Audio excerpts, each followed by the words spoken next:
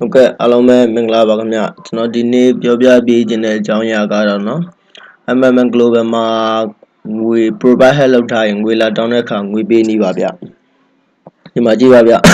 ကျွန်တော်က provide help 100 USD လုပ်ထားပါတယ်သူကလာတောင်းတာ10ပဲတောင်းပါ10တောင်း10ပဲပေးပါဗျပိုမပေးပါနဲ့တချို့မှာပါဒီလေးတွေကလာတောင်းပြီးဆိုပြီးတော့ပျော်ပြီးတော့ဒီအမောက်ကိုမကြည့်ဘဲနဲ့ပေးလိုက်ပါတယ်ဗျဒီမှာကြည့်ပါကိုက32နာရီကြာမှသေးရဲ့သူတို့ဘက်ကိုငွေပို့ဖို့36နာရီတွင်းမှာငွေမပို့ရင်ကိုယ့်အကောင့်ကို block ခံရပါမယ်ဗျအဲ့လေးတော့တစ်ချက်သတိထားပေးပါကျွန်တော်တို့ငွေပြီးမဲ့ဆိုအရင်ဆုံးပါစလုပ်ရမလဲဆိုရင်ဒီဒေးကိုနှိပ်ပါ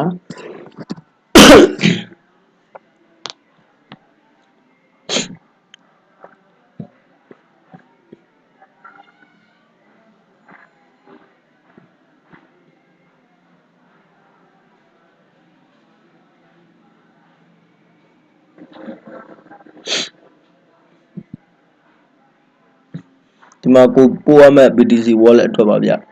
အဲ့လေး copy ကူးပါပြီးကြရင် Coinbase ကောက်တဲ့ကိုသွားပါပြီးရင်မှာ Send and Request ကိုနှိပ်ပါ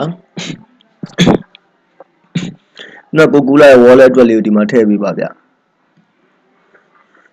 ကြာရင်ဒီမှာကြည့်ပါဗျ2010 USD 0.0265 ပါဗျကျွန်တော်တို့ 0.0266 လောက်ပေးလိုက်ပါဗျပို့ဖို့လို့0.0266 ပါဗျ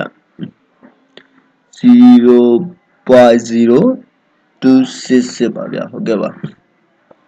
ညဒီမှာကိုကြိုက်တာရေးလိုက်ပါ THANK think ပြန် send file နှိပ်ပါပြန်ကိုဒီ wallet သူကပြော confirm send နဲ့ဒါဒီ wallet တော့ဒီတော့ပုံမှာကျင်းသေးလားတဲ့ကိုကကျင်းသေးရဆိုရင် confirm ထပ်နှိပ်ပါဗျဟောဒါကျွန်တော်ငွေပို့တဲ့ channel မှာဒီ channel လေးကကျွန်တော်ဒီငွေပို့တဲ့အကြောင်းရဲ့တက်သေးပါဗျဒါလေးကျွန်တော် screenshot လေးရိုက်ထားပါမယ်ကျွန်တော်ကွန်ပျူတာမှာပဲ screenshot ရကောင်းဆို live shoot ကောင်းပါတယ်ဗျ live shoot လေး software လေးသုံးပေးပါ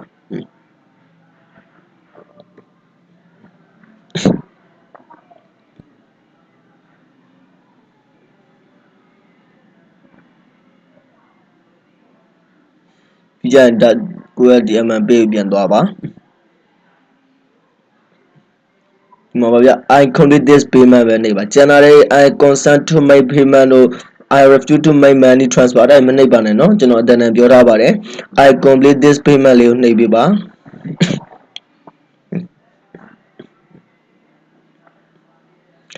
ပြီးကြရင်ဒီမှာစာလေးရေးပေးပါ I sending finish 0.0266 BTC to your wallet address URW access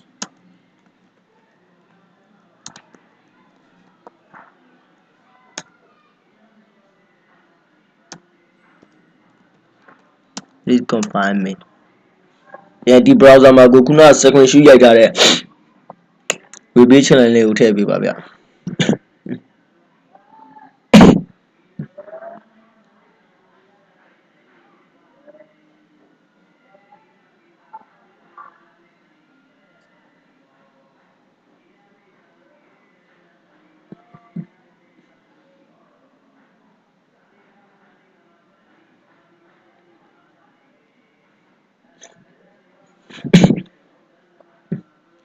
နော်ကိုငွေပေး channel လေးကိုထည့်ပေးပါ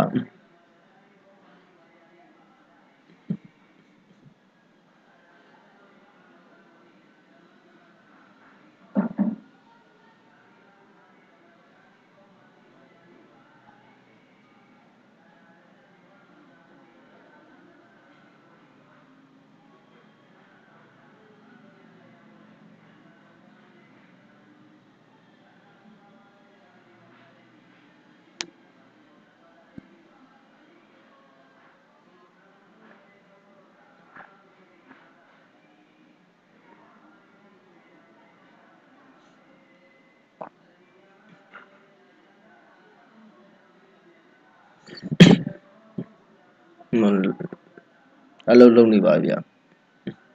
ဟောဒီမှာဒီလိုပုံလေးပုံလိုက်ရသွားပါပြီအဲ့ဆိုရင်ကျွန်တော်တို့က next ကိုပဲနှိပ်ပါ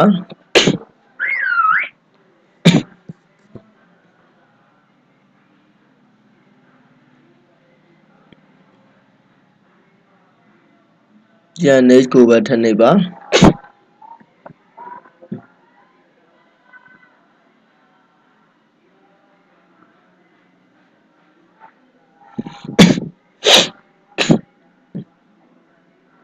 ဟုတ်ဗျကျွန်တော်ပြလိုက်တဝက်အစိမ်းလေးအမှန်ချစ်တဝက်အစိမ်းလေးပေါ်လာပါပြီသူတို့ဘက်က combine ပြင်တကောင်အပြည့်စိမ့်သွားပါလိမ့်မယ်ကျွန်တော်တို့တကယ်လို့သူတို့ဘက်က combine မပေးဘူးဆိုရင်ကျွန်တော်ဒီ message ကနေပြီးတော့ message ပို့လို့ရပါတယ်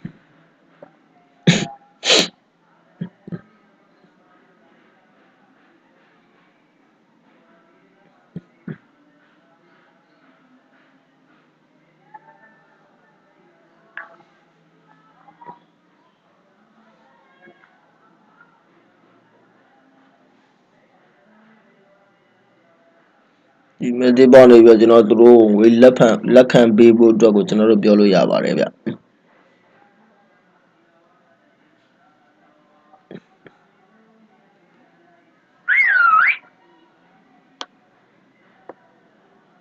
င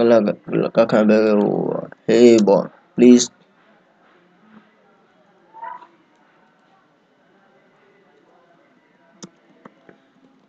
confirm me ပေါ့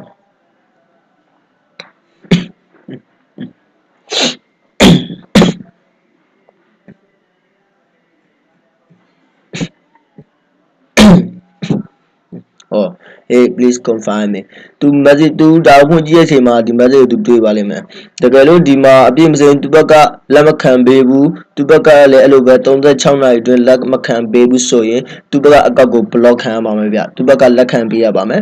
သူဘက်က36နာရီအတွင်းကိုတို့ကိုကျွန်တော်တို့ကို confirm လုပ်ပေးရင်သူတို့အကောက်ကို block ပါလိမ့်မယ်တကယ်လို့အပြည့်လက်ခံပြီးရရင်တော့ဒီမှာအပြည့်အစိမ်းသွားပါလိမ့်မယ်ဗျဟုတ်ကဲ့ဒီလောက်ပါပဲကျွန်တော်တို့ဒါကတော့ MMM မှာငွေလာတောင်းရင်ငွေပေးတဲ့နည်းပါဗျ